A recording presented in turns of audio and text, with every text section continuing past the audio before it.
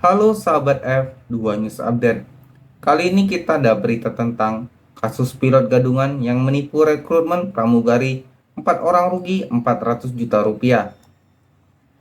4 orang melaporkan kasus penipuan oleh pilot gadungan dengan modus bisa meloloskan menjadi pramugari atau pramugara di salah satu maskapai penerbangan.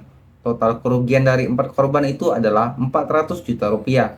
Pendamping korban, Charlie Wijaya, mengatakan para korban telah melapor ke Polres Tangerang Kota.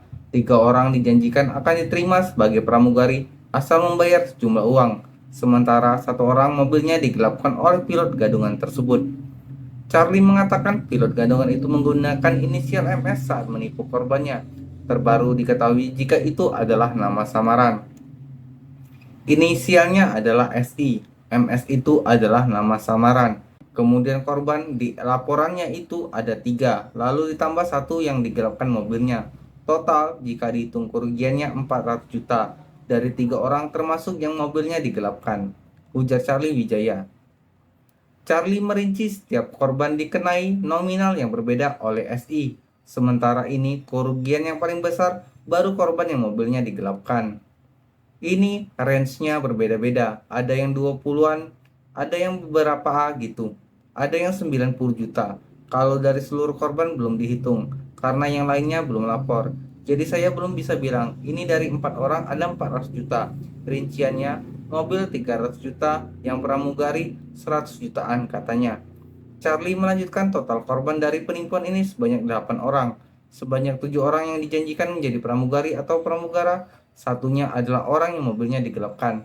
Nah, kebanyakannya memang yang dijanjikan mereka menjadi pramugari dan pramugara dengan membayar sejumlah uang. Jadi mereka dijanjikan masuk ke salah satu maskapai penerbangan di Indonesia, ucapnya. Uang yang diminta SI ini ada yang dibayarkan lewat transfer ke rekening, ada juga yang dibayar tunai langsung. Antara korban dan SI ini berkomunikasi lewat pesan singkat WhatsApp. Uang itu ada yang transfer, ada juga yang tunai, tukasnya. Dia ada semacam komunikasi dulu dengan yang bersangkutan melalui WA. Akhirnya ketemu karena korban berangkat ke Jakarta begitu. Bahkan brosur untuk pendaftarannya diminta antar ke pusat dan sudah diantar, itu modusnya, sambungnya. Beginilah akibat tergiur janji manis para calon pencari kerja. Akibatnya, para pencari kerja harus merugi sebanyak 400 jutaan. Ini bukanlah uang yang sedikit. Hal ini dapat terjadi karena susahnya mencari kerja di masa sekarang. Bahkan orang siap membayar untuk bekerja. Hal ini sudah bukan hal yang lumrah di tengah masyarakat. Bahwa dengan menyuap orang dalam, mereka dapat bekerja. Jika tidak ada uang, bahkan orang dalam, para pencari kerja tidak dapat diterima di perusahaan tersebut.